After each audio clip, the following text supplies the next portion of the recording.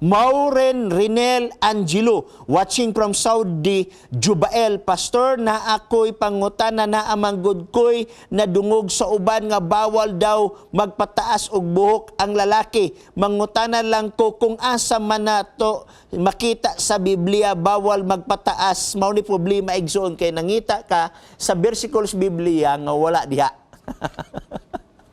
Ang mutasan na nila gikuha igsoon nga kung magpataas o buhok ang lalaki nakasala, kita moingon igsoon sa gitawag nato o sa health reason, kung matawag nato sa kultura, kay naay kultura igsoon nga dili mo warrant nga kung taas imong buhok, alang nila ngila ni siya tanahon.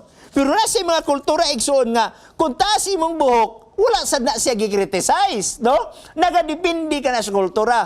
O basahon nato igsoon ng pangutana sa doon sa mga klase nga taas. Kaya na uban nga, musulod ka og military. Kani akong buhok taas ron eh. Kinahanlan. Adunay tulo o upat ka mga tudlo ibutang diri aron kagisa ng imong ulo.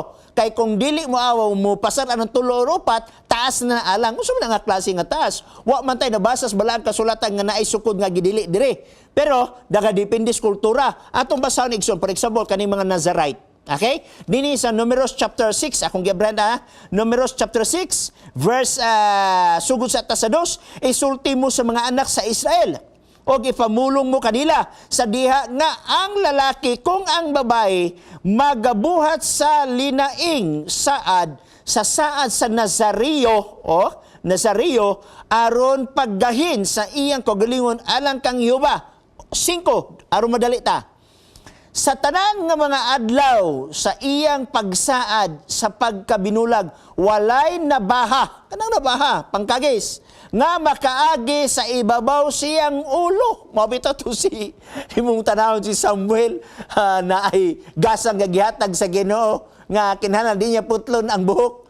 Naman uban igsoon mingon nga sala kung taas ka imong buhok. Kung sala ang taas imong buhok, sabi pasabot. Laylay ang prinsipyo sa Ginoo sa panahon ni Moises ni Samson. Sala dili sala mingon Ginoo. Samson, ayaw putli imong buhok, putlang kini imong buhok, wa na kay kusog.